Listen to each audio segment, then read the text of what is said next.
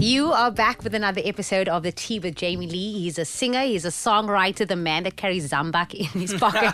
Craig Lucas, how are you? I'm good, thank you. How are you? Just random with a... No, man. Zambak's the plug. The only problem with it is, after 2 uses, it doesn't want to open anymore. And that's very annoying. So I bought 10 little small ones. I have been saying this. One day when there's an advert or an influencer that wants to take on how do you open a Zambak pochi, because honestly, I don't know how to open it. That's why I don't buy it. But it's the best. I literally grew up with Zambak. My uncle used to put it on every single thing. I love that you're still using it. Yeah. No, it's a thing that works, man. These other fancy, expensive things don't really work. Zambak's the plug. And there, did you use it? Did you buy it on the train? Were you on the train? No. What is the shop around the corner? Okay. Where I live, yeah. I love it for you. Hello, Mr. Craig Lucas. How are you? I'm good. How are you, Jamie? It is so good to see you. Love being here. I love podcasts so much. Podcasts are my favorite thing. I'm very passionate about. He's actually lying right now. He hates podcasts. But because you love me, you said you're going to come along because I just wanted to check in with you. I think this is what the reason is for checking in, and also just to spill some tea with regards to what's happening online. You know what's been happening online on my timeline? I just got in this morning and I saw that P. Diddy, like Sean Combs' house has been raided. 2 of his houses have been raided because of the feds finding stuff. Wild, eh? Yeah, I kind of saw it for a bit on Twitter. I wasn't on there for long this morning. But, I mean, I don't know if you noticed, maybe for the past year, maybe 2 years, there's just like people have started being exposed to, and it's shocking, but it's happening so much now that it's starting to be less shocking, I guess, like, I mean, back in the day, there was those rumors about Michael Jackson and everyone freaked out, but now lately it's just like Dr. Luke, P. Diddy, Bill Cosby. What's the documentary that just came out now about the Nickelodeon guy? How crazy. Hectic.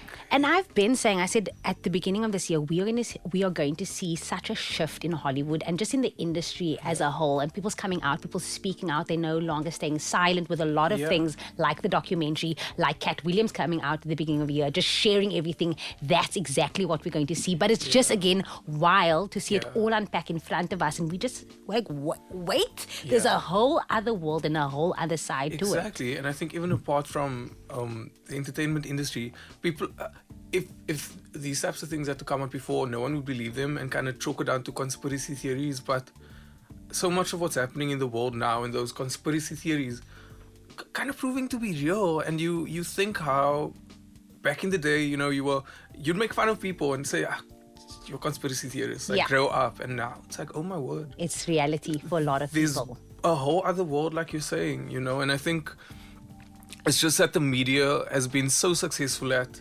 pushing a narrative in one direction that you also wake up to realize that the media, no offense, FM, as a part of the media, but I mean, just the general media worldwide, particularly American media, it's just it's so intentionally obtuse, Have you ever had that where the media or people out there have almost pushed you in a certain box or tried to narrate who you are, and that was not you, ultimately not you? What you were reading online out there was not you, but this is what the media pushed. Yeah, I don't think so.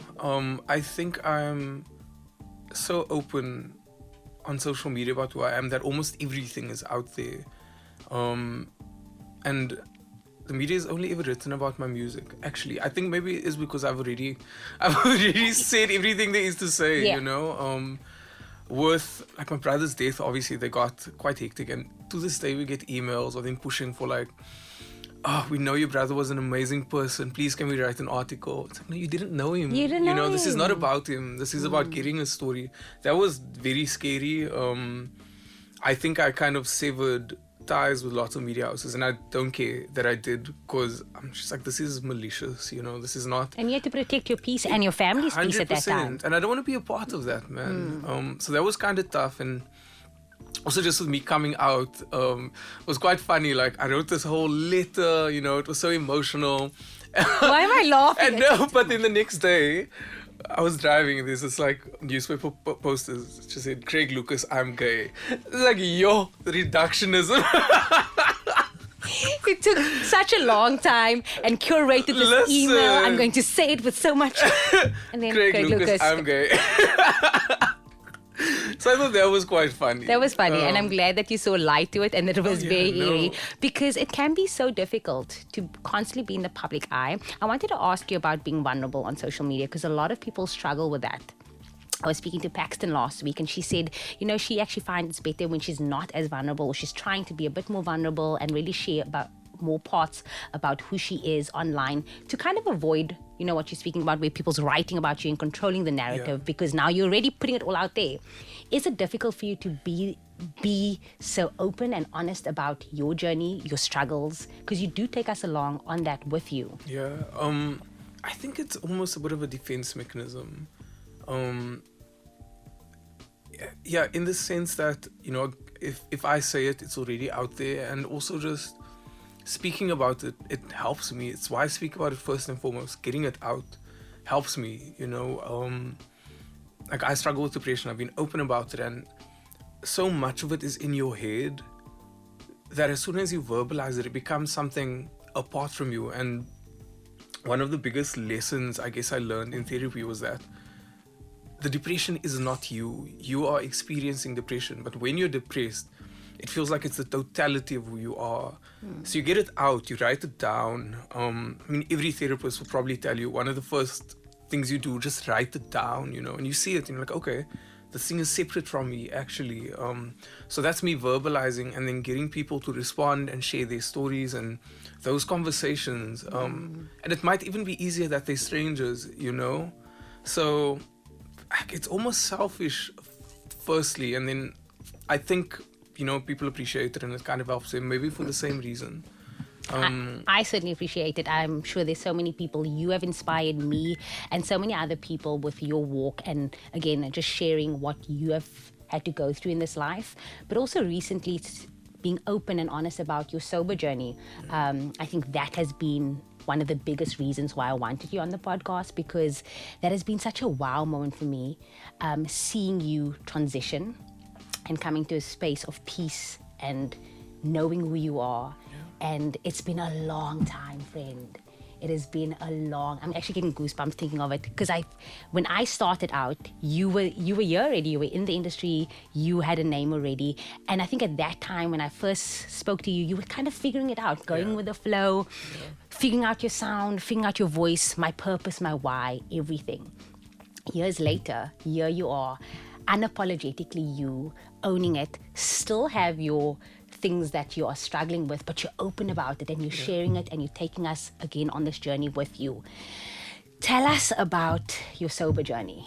Yeah, man, it's been 2 years and just over a month now, and it's unbelievable. Like, knowing how many times I've tried in the past and failed miserably, and it's been hard. Like, it's not fun being sober.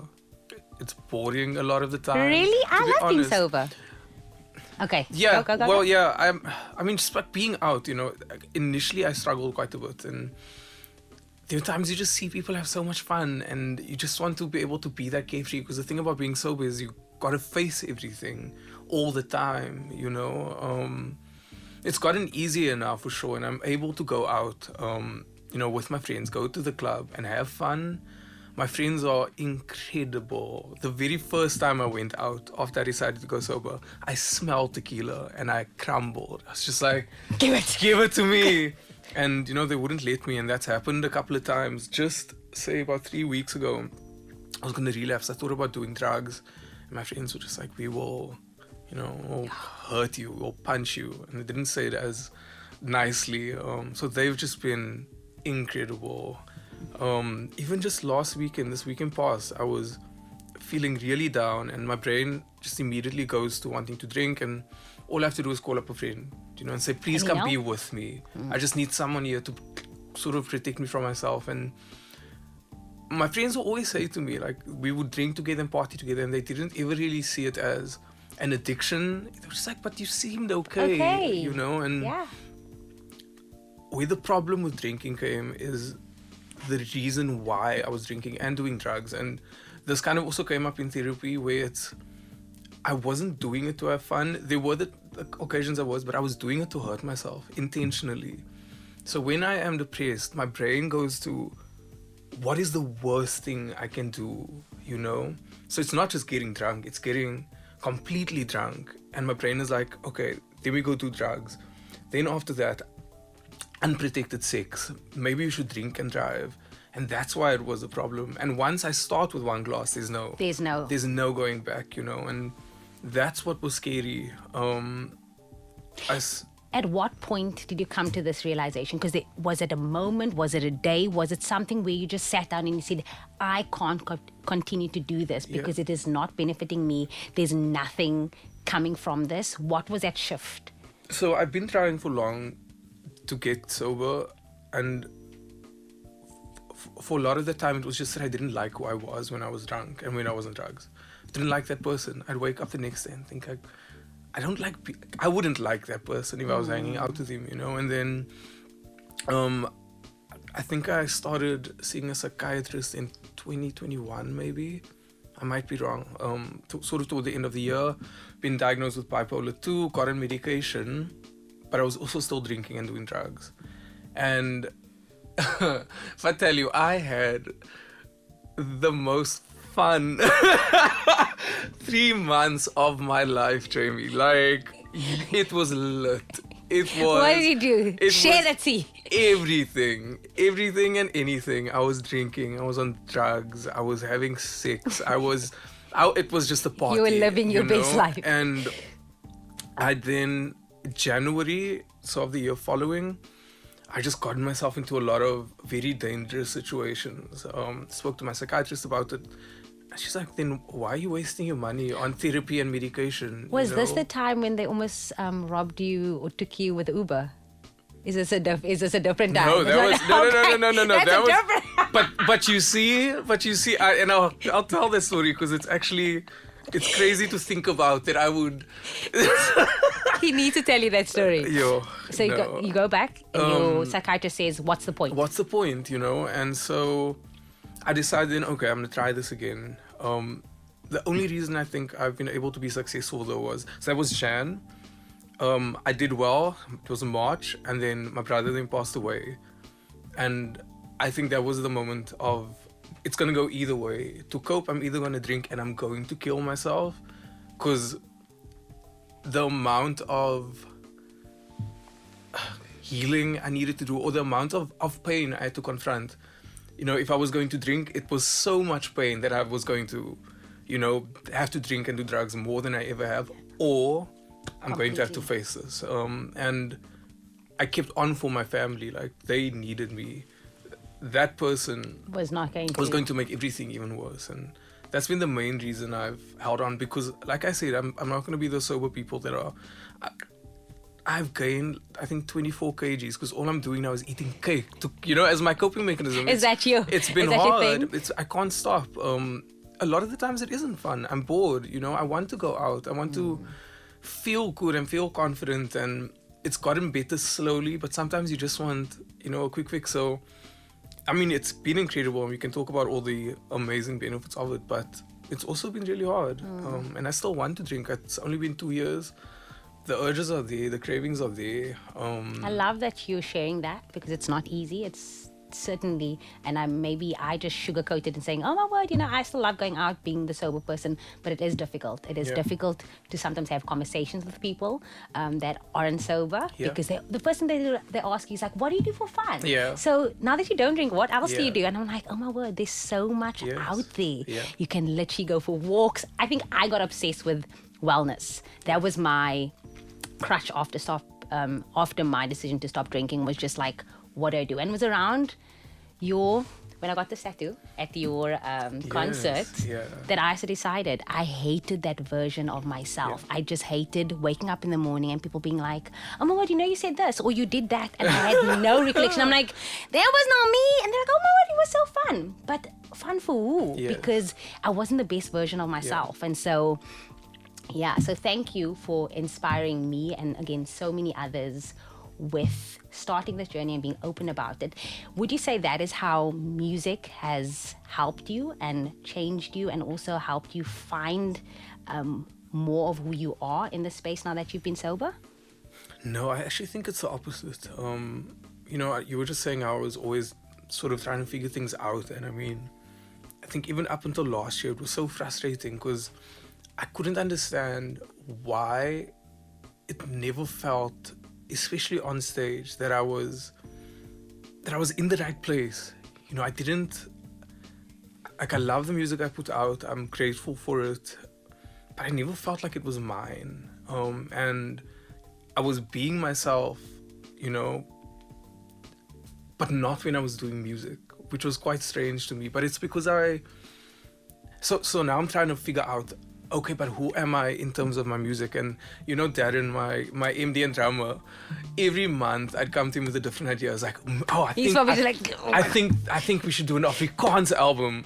And the next month he's like, what, we're gonna make a Latin album, started making fun of me. Then I'm like, oh, I think I'm gonna rap. Okay, Mr. Craig CPT. I might still though. But so I was trying to find myself in the music, and other artists keep telling me, they're like, dude, no. You'll know when you are doing the right thing, but also just let it happen naturally. And I stopped putting out music for a long time, and I had a lot of record label. I'm sure I probably mentioned it to you. I mentioned it to everybody who would hear. I don't know what this thing is. And this is also like, I feel like you need to tell me the tea about this, because I never understand what this means when you say you were under a record label and then what does this mean? It was terrible, man. Like, so I won The Voice, and then you're signed into a deal. And I mean, it's a dream come true. This is what everyone wants. And so when you make it past the first or second round, right? So that you got to sign this contract. Everyone's got to sign it, or you leave the competition. And lots of people that were already musicians left, and I couldn't understand. So I'm like, is this not why we're here? Because the contract said that if the label wants to sign you, you have to. So you give them the option. So even if you don't win, they can still sign you. No. Okay, so that's cool. That's great. That's a win, right? So I then win. I get into this contract. It's a 360. No one does it anymore because it's so exploitative, essentially. So 360 means they own everything about you: your songs, your image, your merch, your live. They have control over everything. And they take such a significant part of your royalties and your income. And the only way, because 360 used to be how they did it, the only way 360 works is if they invest a lot of money in your music, because then it makes sense, right? You're giving me a lot of money as a loan almost. I get to do my thing. You take a big cut of it. It's a win for everybody. Initially, sort of happy to invest, but very soon after that, just no budget for anything. So it's so hard for your music to do well because there's no, and you can't do anything on your own. They've got to do everything. So it's such a backward system. So you need me to do well before you invest in me, but I can't do well unless you invest in me, and it became hard. It's like, why are you owning all my stuff, but you're not doing anything with it? You're not doing anything with it. It's a problem with most major labels. They've got 5 artists that are making millions, and I mean, it makes business sense. Kind of put all your resources there, but then let us go. So for how long is that period, or how long are you under contract? 3 albums. I only released 1. I then sort of decided, look, I've got to figure this out. I don't want to give you any more, and I just wasn't even able to write because I felt so trapped. Then it was years of asking, and the contract's so tight that there was almost no way out of it. I had to just keep asking and asking and asking, and I owe them 2 more albums. I only got out last year. I got that email and I sobbed. Like, I fell on the floor and I sobbed. It was an email to say it's done. It's done now. You're done. All ties finished. And now, do you still owe them 2 albums? Nothing. So you can walk away from the label with nothing. With nothing. Is that one thing you wish you knew sooner, going into music and into this industry? No. Look, I also take accountability in the sense that I don't think I gave them enough reason to maybe believe in me and in investing more, because I didn't know what I was doing. I didn't do music before The Voice. Didn't know who I was. I was writing good songs and that was it. for a long time I considered maybe I must just be a songwriter and give it to people that are better than me. I was never gonna sing. I entered The Voice to get into the space so that I could write songs. So I was never gonna sing. I, for years, tried to get in as a songwriter, but it's like if you're not a musician and you don't sort of have connections, it's hard to get into. Because also, who are you? You know, like, why would I let you write songs for me? So yeah, I think I had a lot of growing up and figuring out to do, and I think I obviously learned a lot in the process. I'm grateful for that. You know, learned what not to do, learned kind of how to do things for myself because I had to. And I needed to figure out who I was, and maybe had they invested more and I'd become a little more successful, I might never even have bothered because I would have just then sort of stuck on that path. So yeah, they let me go, and just immediately I started writing songs, and I thought it's so crazy because it just shows what that psychological sort of box they put you in, that feeling repressed, how it affected. I never understood. I'm like, why can't I write songs? I'm such a fraud. I'll never write a song again. And I took that time. I stopped making music. I took the sabbatical last year, but even before then, I put music away, you know, completely. And I worked on myself, and I've been sober, and I've been sort of on the spiritual journey and all of it. And then I started writing songs, and it just all made sense. I'm like, oh, it's this, you know, you needed it's your this. freedom. So yeah, I think that actually came first.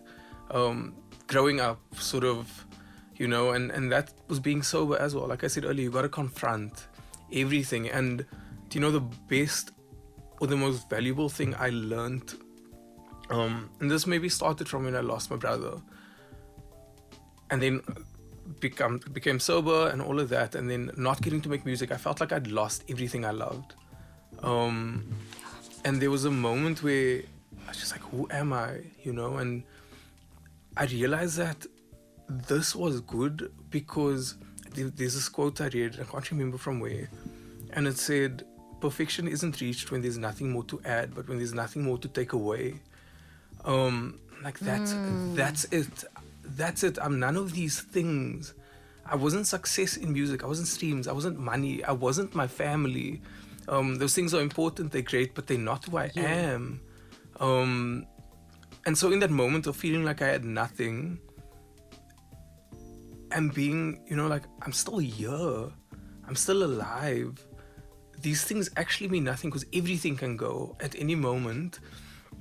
And there's something deeper. There's something more important. And that was my peace, choosing me, and realizing what all those things were a means to, because they weren't the end, and I thought they were the end. And I'm like, what do I want to do with my music?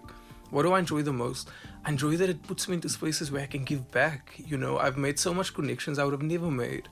I went back to school. I was studying, and I think everyone kind of thought it was a plan B, but it wasn't. You know, I do development studies, so it's sort of economics. Whenever I ask Craig, can we go to the mountain tomorrow? He's like, no, I'm busy doing my thesis. Yes, I'm doing all of that. So it's okay. I cummed it, so it was worth all the sacrifices. What? Yeah, Congratulations! I mean, put that on your CV. That is incredible. Yeah, but I mean, I had to make a lot of sacrifices, you know, and so it's like sort of politics and economics, and the focus I kind of went into was the NGO stuff, and it's like, oh my God, this is it. This is why I'm doing music, and this is why I did this, because it puts me in such a favorable position to do good. Not very many people can access all the resources from being an artist and being in entertainment while also making the connections in the academic sphere. And so, yeah, I just had that moment, man. I had that moment of realization that it's not the stuff, it's the purpose, it's the intention. So all the stuff can go. I'm so okay with not doing music if it's not for me anymore. I'm so okay with not doing academics if it's not for me anymore. If it doesn't make me happy, I don't want to do it. Why would I do it? You know, there's so many things to do, and I realize that I'm privileged in the sense that I have options. A lot of people don't. Yeah. A lot of people just got to survive. I don't take that for granted. So I'm also not Beyonce, everyone's saying, please quit your Please jobs. quit your Don't quit your jobs. Not in Uncle Cyril's economy, please. Yeah. But I've just had such an amazing support system, even where I've just been allowed to now sort of follow my heart, and not be tied down. I'm so proud of you. If no one has told you this, and I'm sure Auntie Jenny tells you this all the time, but I'm so proud of you for all of this, for coming to this moment and realizing that you are enough. And there's going to be days, and I hope that one day you look back at this podcast and realize that you've had this moment in your life where it's not about anyone else right now, but about Craig Lucas and figuring it all out. It was part of your testimony and it's part of your journey right now to inspire and to share all of this. There's so much that I want to get into, but we do have some fire questions for you. Look at my cue card. I mean, what are fire questions? It's just like questions. Those rapid fire questions we've always wanted to ask you on top of your head. Nothing too spicy, but listen, it's the tea. You can say what you want to, okay? You ready for it? What's the last song you listened to on repeat? Ziggy 4X. Honor. I'm obsessed. Please sing it. Wait, Jay. I'm a Leonis gebuiten. Oh, love. Not a Craig. That could be a remix. Please, can that be a remix? I actually want to get him on the tea so badly. So obsessed. So can you do it again so that he can come on? I feel like he's gonna never want to come on if I were to do it again. Just incredible. Is it TikTok? I'm not on TikTok. Okay. Maybe it's why I've sort of have a bit of a delayed reaction. But just last week, you were introduced to him. Because I think Instagram's like 2-3 weeks, 3 weeks after. Delayed. Yo, so he's great, good. eh? He's great. My niece was in the car yesterday. I was rapping. She was like, "Are you okay?" And also, she says, listening to him rap, she's like, "I think he needs a bit of honey and hot water." Because his voice is so deep and scratchy. So innocently, man. She's like, yeah. Because she knows I drink when I'm singing and my voice isn't great. She's like, I think he needs a bit of I think we should give him some honey and water. Yeah, let's see. Because I want to know, the girls are crazy about him. Anyway, you see, this is why I get sidetracked. If you could have dinner with any historical figure, who would it be? Yo,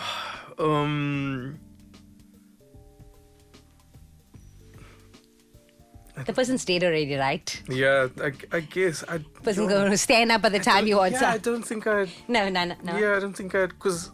Yeah, no one. They did. Let him They rest. did. Let him rest. All right, thank you, Jesus. Ooh, what's your go-to karaoke song? Super bass Nicki Minaj. Because people always expect me to sing. So yeah. And I know it word for word. But you got me. Yeah. That one, right? Yeah. How does it go again? This one is with the boys in the booming system, top down AC with the coolness system. When you're up in the club, you be saving up, got stacks on deck like you're saving up. And he real, he deal, he might get a bill. He pop bottles, but he got the right kind of. I'm making up some words. He bro, he always out coke. He never in the air, but he always fire go. Isn't in the shit. Oh, nothing the sweet words to me. Bleep it. Let me know. Okay, Mr. Nicky in here. Listen, the Trap album is dropping. He said I Ziggy 4X, eat me up. Ziggy has been found shaking. Okay. We're going to this question. What's the weirdest talent that you have? I can hold my breath really long, I guess. Have you ever needed to use it for some reason? No, I just always tell people let's see who can hold the breath the longest. If you see Craig Lucas on the street, be like, hold your breath. I'll win you. Yeah, look, it helps with me singing, in a sense. But yeah, That's your thing? I guess it's okay. Your favorite comfort food? As a vegan. You're vegan, right? Not at the moment. We're not talking about that. Favorite comfort food, the stews our omas used to make, all of them, tomato, cabbage, all of them. And maybe in terms of takeout, I love Chinese food. Some chow mein, it's quite nice. Okay. One thing on your bucket list that you haven't achieved yet? I want to do my PhD. I might start next year. I'm just really stressed out about it. Like the masters usurped my life, 100%. And I've got a bit more responsibility with my family and stuff now. And the hardest part of the masters was not being able to be with them, You know, when they were sitting outside, I can do 15 minutes. Then it's back into the Then books. it's back into, and it doesn't leave your mind. So even if you're there, you're always not really thinking there. about, but I'd love to. It's about 4 to 5 years. Yeah, so I'm not being like, oh, I gotta have it by 35. But that's I'd something like that to you do. start. Yeah, I said this year because I neglected music. It's like this year, it's music, 100%. I'm at music school. I'm learning piano. I'm learning guitar. I'm learning theory. I want to learn to produce. I want to give it a shot. I want to give it the proper shot it deserves. If it takes off and runs into next year, that's okay. Great. But yeah, I would love to have my PhD. This is you. This At some point. This is all you, boo. You've got nothing holding you back anymore. So go and fly. Early bird or night owl? Oh, I thought you meant like being on time, because that's a hard no. Night owl in the sense that I work incredibly well at night. Actually, yeah, it's never early bird. I am grumpy. I need 2 cups of coffee. Don't speak to me. Don't look at me. Don't breathe in my direction. So night owl. And for some reason, I'm always inviting you on morning hikes, thinking that you're going to be this ray of sunshine. No? Okay, so maybe that's why God has never allowed us to hike. Yeah, I think In the we're morning. kind of in a hiking group. we kind of, were just going never, to. Did we ever go on one together? No, but Are we'll you do an sure? evening. We'll do a sunset hike, okay? No, I'll do it. Yeah? Do it. I'll just be very grumpy and complain. It's okay. I'll bring the sisters or the pancakes. Last book that made you cry? No books have ever made me cry. I love a good cry. Do you know that I make it my mission to seek out movies to make me cry? And I'm always just so disappointed because people would recommend, like, it was sad, but I didn't cry. I want to sob again. I want to... What makes you cry? Like, would you watch... Reality shows makes me cry. Watching things like The Voice or America's Yeah. Next Top Model or Home Makeover Edition. I cry like Yeah. nobody's business. Does that make you emotional? That's or no, cute. do you No. need... Yeah, I need in the fields? I need a sad ending. I need to feel like I need to be destroyed. I need Brokeback Mountain for the week where I'm just like, I feel empty. The last... Not a whole week, sir. No, I need to... It need needs to- to bother me, you know. The last film or TV thing I cried for was Handmaid's Tale. I don't know if you know what that is. Yes. I It's a haven't series. watched it. It's quite good? hectic. People call it torture porn because it's quite hectic. So it's always just really bad, and you know the main character goes through it and it's violent, and then there's a moment of a small victory, and at the end of one season, I was just thank you, and I sobbed, and my friend and I video called each other because she also sobbed, and it was so lekker. And Jamie, I would rewind over and over watch it and cry and cry, and this is in one sitting, not like the next. I just rewind, cry. It was so lekker. It was so lekker. Okay, so if you want to watch something that's called porn torture, Handmaid's Tale Handmaid's Tale. is something you should watch. It's just incredible. The social commentary, it's good. Wasn't Lady Gaga? No, that was American. That was American Horror Horror show. Story, Okay, yeah. yes. Aye. Off the bat. Okay, last one for you. Best piece of advice that you've ever received. I'll narrow it down to maybe best advice you've ever received in this season of your life right now. New person, better version of yourself, more self-aware. Yeah. What is that piece of advice that you now carry with you every single day? Well, the thing my psychologist keeps reminding me of is that it's okay to feel feelings that maybe other people wouldn't think is okay, and that, you know, I might feel bad. Actually, you know what? This is related, but this blew my mind when he said that.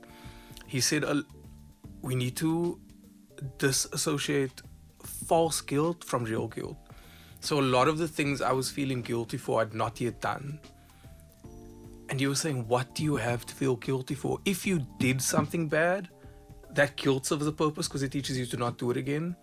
But most of the guilt we feel is not real. It's about things that aren't real. And I was like, oh my word, you're so right.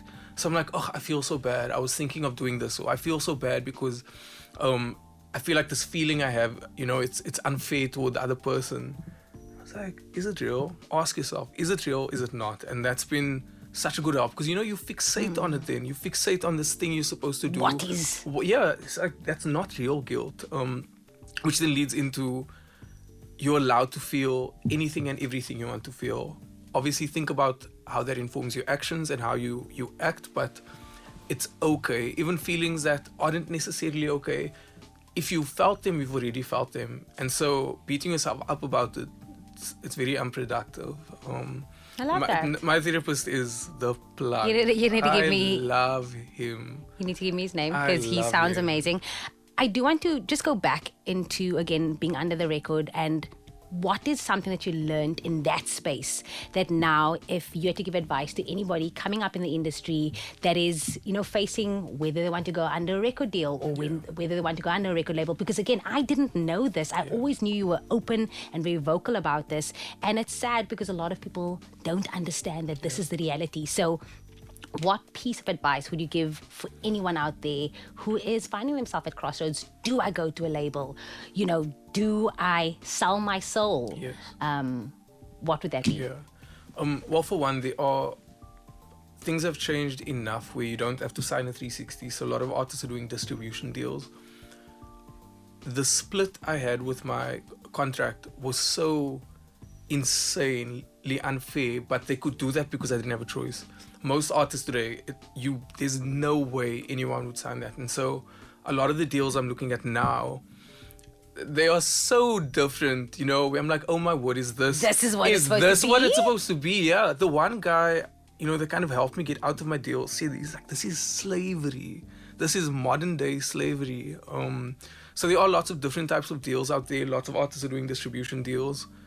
I'm grateful for The Voice, and I always say this, like, the biggest purpose of Voice and Idols and those things serve is they give kids from the Cape Flats, the townships, a chance they would have never gotten, and a platform, but then they get you into these contracts, and then it's like, now you're exploiting the people that really cannot be exploited. They've already been through and they already struggle. Like, the most vulnerable then gets exploited. So it's quite tricky. And also nowadays with the labels, once you go viral, they're just like, that's it. The money is there, and so lots of people have been putting their focus into that, and that's just not something I am comfortable with. When music becomes your job, it's a very different relationship to maybe why you started in the first place, and that's what it became for me. You gotta compromise significantly, I would then probably have to be on TikTok. I might at some point. I started one because they told me to, and all I did was post a video of my cat. It's okay. You'll fall into the cat parent niche. Okay, so you won't be there for your singing. We got it. So yeah, if that's sort of what you need to do, then cool. But yeah, music can't be my job now, because then it's a different thing. The relationship became so resentful because you're dependent on it. I don't want to be dependent on it. And I say that again from a place of privilege. And everyone has their reasons. Like, if you want to be famous and you want to be a celeb, that's great. But maybe then do that consciously, so that you're not being taken for a ride. Because the music business is a business, first and foremost. They do not care about you. They care about how much money you can make them.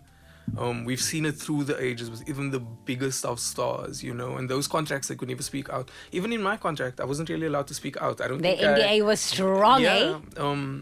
So yeah, it's a music business. Maybe remember that. Set your intention on what you want out of it, so that your path is clear, and you're not like me being like, oh, why am I here? What am I doing? Who am I? Now I make music that I like, and if it takes off, great. If it doesn't, I can do a couple small shows and find another job. That's okay. Like, the music isn't the totality of who I am, it's lots of things. So I can breathe again. Honestly, I can breathe again, because for the first time in a very long time that I've had a conversation with you, I feel it. It feels right. There's a shift in you that just feels like you have arrived. Yeah, and it's crazy to say. That's exactly the word I've never thought. I've arrived, man. I never thought I'd say it. I've seen you in this space for such a long time, but this feels like I'm here. Yeah. I've put in the work. You're gonna make me emotional, but yeah. Flip, I'm getting emotional. So let's say goodbye and wrap it up. Yeah, I love you. Thank you, Jamie. I love you so much. Thank you for coming on to my podcast that Love you podcasts love so much. Podcasts are the best. Everyone needs to have a podcast. Please don't have a podcast because we can't compete with you. But if you did like it, please show some love. Craig Lucas on the Tea with Jamie Lee. I'll see you next week.